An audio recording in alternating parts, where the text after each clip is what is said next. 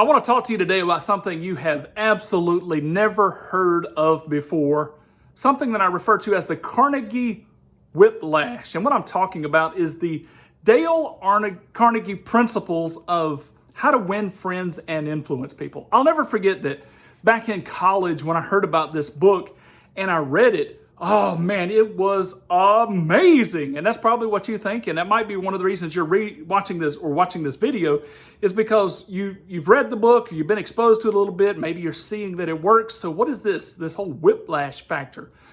Well, as you apply the principles in the Dale Carnegie system, you are going to find out that they work incredibly well. In fact, you're going to build relationships about 95% of the time. I would say it could even be higher than that. Maybe you could build it up to 97, 98, 99% of the time. Typically, there'll only be about 1 or 2% of people that just will not let you into their relational circle if you use the Dale Carnegie method. And what are those? Like, number one, smile. Be pleasing. Present yourself as a happy child, and whatever you give, you're basically going to receive. And who does want to be friends with somebody that's not in a great mood? So, put on a great face for people.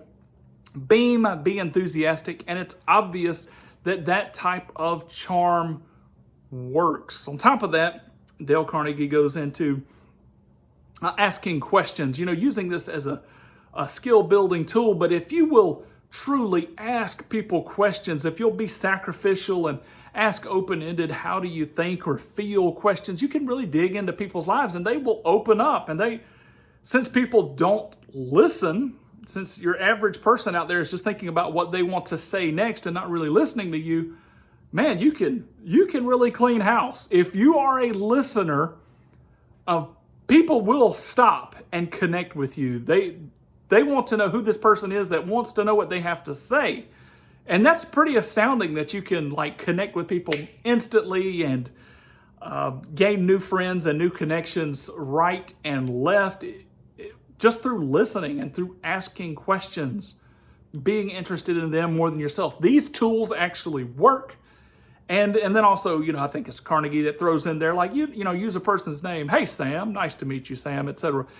That one I would kind of toss by the wayside to begin with because anybody reading the material knows that, and then other people feel like it's fake. And so if you're not going to use somebody's name authentically, don't, but you should go to great lengths to try to remember a person's name. These methods work. So what am I talking about? The Dale Carnegie whiplash. Sounds like you get in a car wreck or there's some bad repercussions.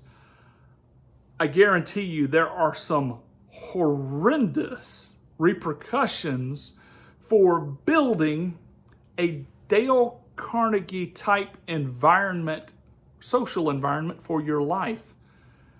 Such as, one of the first things that begins to happen is when you smile and you greet people with a really firm handshake and you ask them questions and whatnot, you are building the perfect persona. You are perfection incarnate because people love being first place, and you're treating them like a superstar. You're treating them like a celebrity. You're treating them like the most important person in the world, and their ears perk up and they want to know who that is that thinks so great of them. And so you are building a really high model of who you are to people.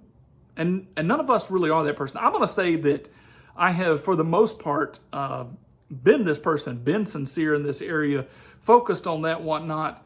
And again, it works. But you are building an incredibly high standard of achievement for yourself. And you don't really start to understand what that means until these people begin to learn that you are a human being. Once somebody has this celebrity type model of you where they're almost maybe pseudo worshiping you for being just the perfect person, because you're not selfish in any kind of way, and you have their best interest in mind, and you're so fluid with conversation, and you're so adaptive, and you're always in a good mood. that when they find out that you were human, you take a beating.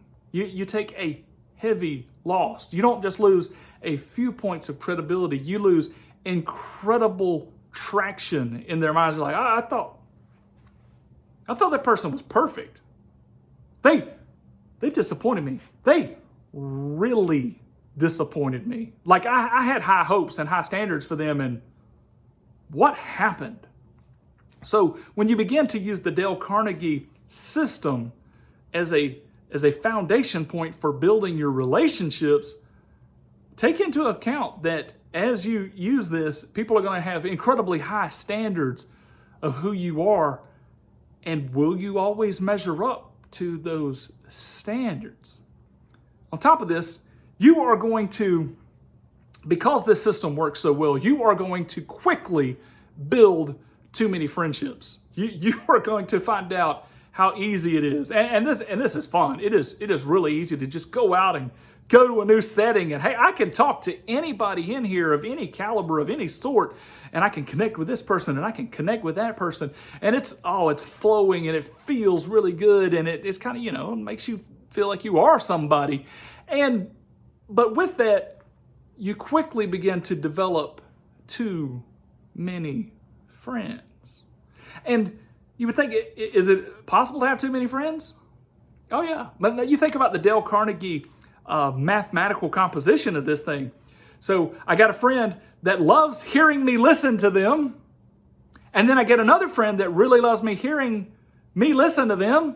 And you put those two people together, all of a sudden, who am I listening to? Am I listening to friend A or am I listening to friend B? Who do I listen to? Not to mention friend 3 and 4 and 5 and 6 and the friends that I have been really sacrificial towards and the friends that I like. And it was just so easy to surround myself with all these friends, and now their time frames are pulling on each other and their attention spans are pulling against each other, and pretty quickly they begin to become jealous of each other. And you don't even have to be at fault. All that one has to do is start being jealous of your friend.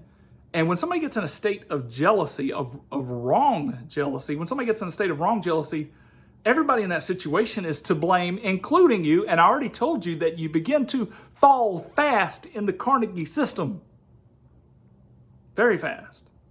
So if you got too many friends and all of a sudden they start beginning to get jealous of you people, then some of those friends that are now dialing out for whatever reason are going to be really hard on you with their skepticism.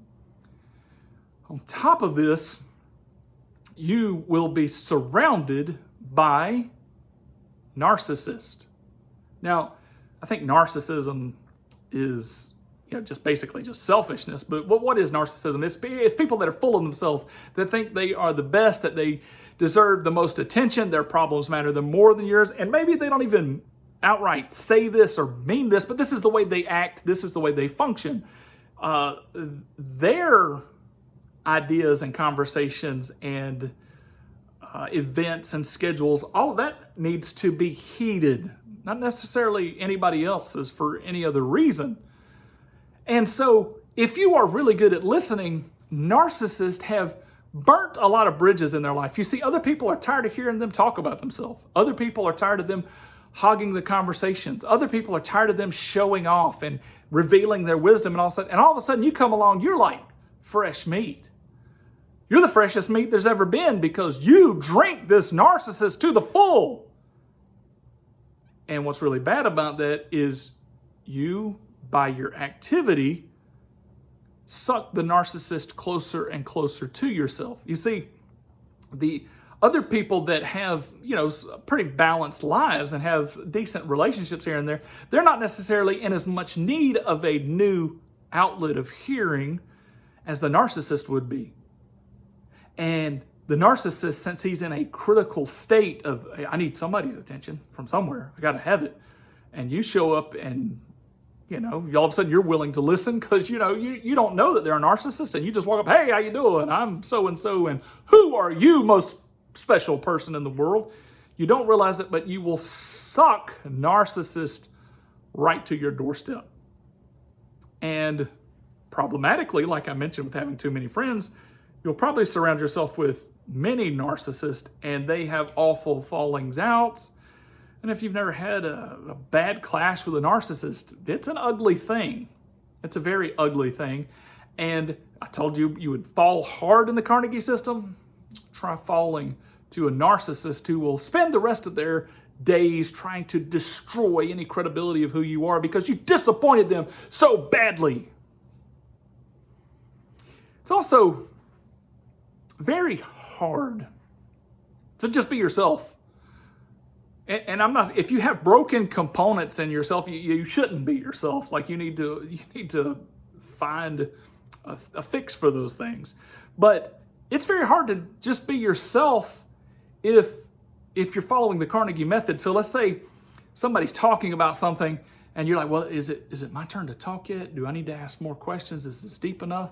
And then maybe there's some things in your heart that you really want to talk about. Let's say you really, really wanted to talk about sports, but you haven't gotten there yet, and this person's still talking about something else, and maybe you delay. And then later, let's say you want to talk about sports, and that person doesn't want to talk about sports, and then you start talking about sports, and they don't want to talk about sports, so they want to change the subject, and you just want to listen. It's very hard to be yourself. And if you can't be yourself, where does that leave you in the relationship?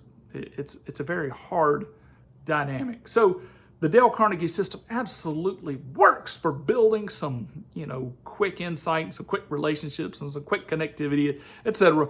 But does it work well enough that you should build your social life on it?